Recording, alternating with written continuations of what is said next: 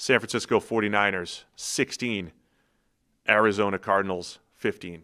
Niners moved to 3-0. Cardinals fall to 2-1. I thought this game was going to have a game-winning safety as the difference maker, but Mac Jones, despite a PCL injury, I believe it was, baller, plays through the injury. He could barely even complete a handoff at one point in the game before he maybe started feeling better toward the end. Mac Jones leads the game-winning drive, and we actually have a game-winning field goal from the 49ers. Eddie Pinheiro comes in with a 35-yard game-winning field goal. A lot to unpack in this game, even though it was just 16-15. Yep, Eddie Pinheiro. So you get rid of Jake Moody, you get a kicker that can kick, good things happen. Kyle Shanahan, Josh Dubow from the AP had this tweet. Shanahan's record on one-score games for the 49ers before this season, he was 24-34 for a winning percentage of .414, 36th out of 46 coaches with at least 20 of those one-score games. 2025, 3-0. What was the previous record? 24-34. In one-score games? Correct. For Kyle? Yes. Wow. And he's gone from 24, so winning percentage of .414 to batting 1,000. Batting 1,000 is pretty good. Can't argue with that. It was really a fascinating game from both teams here. I've been citing throughout the day these key fourth down decisions and go for it. I mean, the Cardinals did it. 4th and 4 from midfield, early quarter in the third quarter. Nice little pass from Kyler Murray to Michael Wilson. That led to one of their very important field goals in a low-scoring game that set up the field goal to make it 6-6. There was a point in the game where Kyler was dancing in the end zone, thought he was going to take a safety, but it ended up later. Absurd. Drive or two later, Mac Jones. There's a safety on a holding because the ageless Calais Campbell is so good and forced the safety, the hold that they called the safety to make it 15-13. It was a pretty entertaining second half, though, because in the fourth quarter, it was 6-6 going into the fourth quarter. Mac Jones hits Kyle Juszczyk for a 1-yard touchdown to make it 13-6. Kyler came back earlier in the game. Marvin Harrison Jr. Dropped a wide open over route. I mean, that unbelievable drop. Just a stone-handed drop. Yeah, paddle-handed spack. 2 stone-handers in the last 2 weeks, according to my notes. Real 2 stone-handers in 2 weeks. I love it. But the same thing was open later, and he caught it.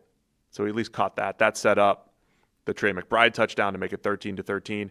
And then the play I'm talking about with 3:26 left in the game, Mac Jones drops back, is in the end zone. Calais Campbell wins immediately against Dominic Pooney, who holds him.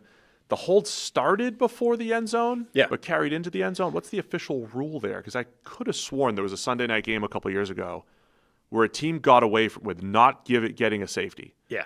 Because the hold started outside the end zone. So I believe the rule... And this did. Yeah, I believe the rule is if the penalty continues into the end zone, they can essentially say it's in the end zone. I remember the player talking about it. I think they called it wrong, honestly. This one was interesting because he got beat, held him, then kind of lost grip of him, and then grabbed him again in the end zone. So he did it twice. I feel like he knew I shouldn't grab him because we're in the I grabbed him. I think he knew I grabbed him before the end zone, and then But then he's like here. he's a guy that's 150 pounds bigger than my quarterback. He's going to kill him. I have to tackle him. He grabbed him twice, and it was the second one I think that got him done for the holding call. The other interesting thing about that is, by the way, right? Why were they even set up so close, basically in their own end zone? Because Sky Moore decides to field a punt at the 5-yard line instead of letting it bounce, which he did the next time they had a punt set up, right? Exactly the same. Landing at the 5-yard line, he lets it go over his head. It bounces right in the end zone touchback.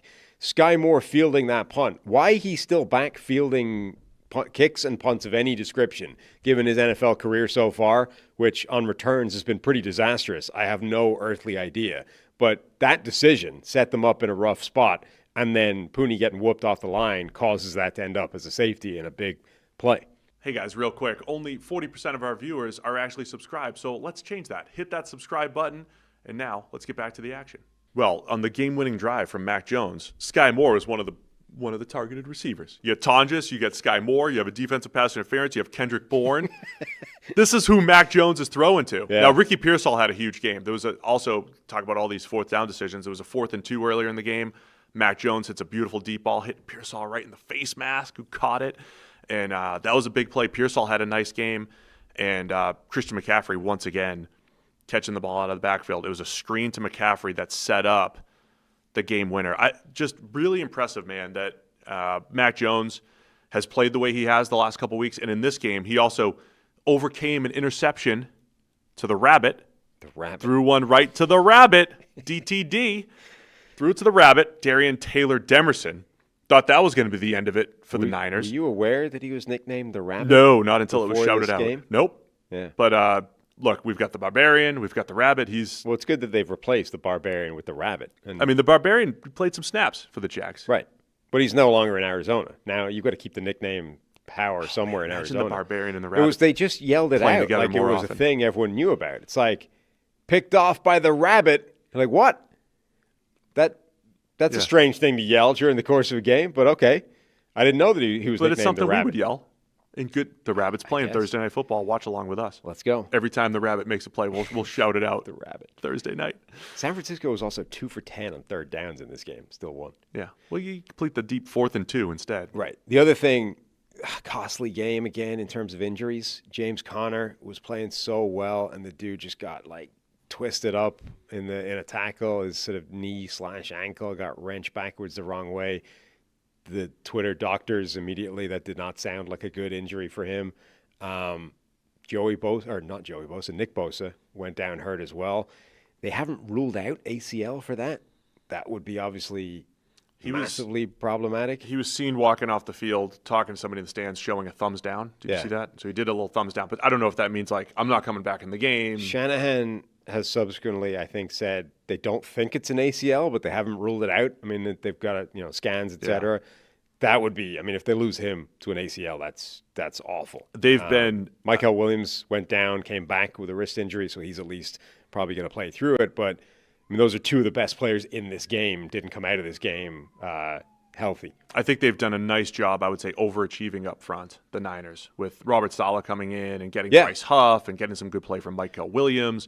But losing a Nick Bosa would be massive for the Niners. Yeah, overall, being able to come out of this game, they're 3-0, they're winning these games, and being so banged up, it's like that's great because you assume they're getting healthy at some point, and once they get all these players back, being able to get a bunch of wins in the bag under your belt would be huge.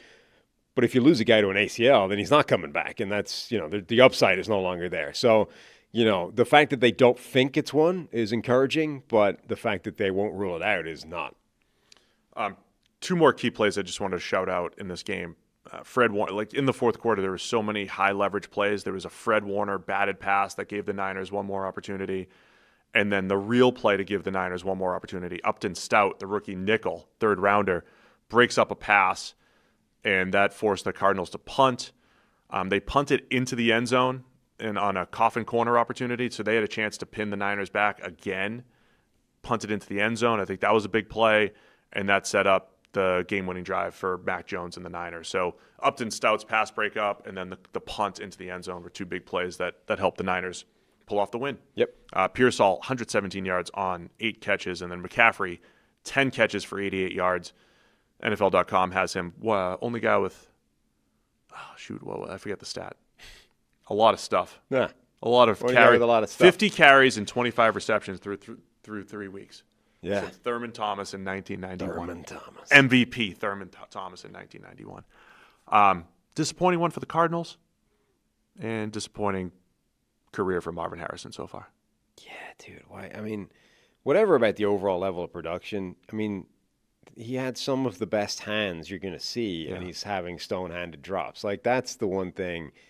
How are you supposed to predict that coming? Why would a guy with glue for hands just stone-handed drop over the middle of the field when nobody's near him? 2 straight games. Why would that happen? It doesn't look smooth. It feels robotic, all of his movements and everything. You see Michael Wilson making some good, even Michael Wilson and Zay Jones just look more natural as athletes at receiver, I guess. I will say, look, it's wide open over the middle. Every receiver in the NFL should catch it. However, it's one of those ones where he's so wide open, he's looking to turn and run, Yeah. So part of it is he's taking his eye off the ball, trying to make the play after the catch. The other part is it's arriving at that awkward, irritating level, like between hands up and hands down. I always hate those as target levels, like put it here or down here. Don't, in the middle is just awkward. So it was like there were multiple things that made it slightly more awkward than it looked. However, you've got to catch that and make the play. You just have to. However, you got to make that catch. All right, I got no more use for that game. Niners move to 3-0. We'll see the Cardinals in our watch-along this Thursday night. Thanks for watching all the way to the end of the video. Check the Mic is live every Monday, Wednesday, and Thursday, so be sure to hit the subscribe button so you don't miss a thing. And the all-knowing algorithm is convinced you'll also like these videos, and who are we to argue?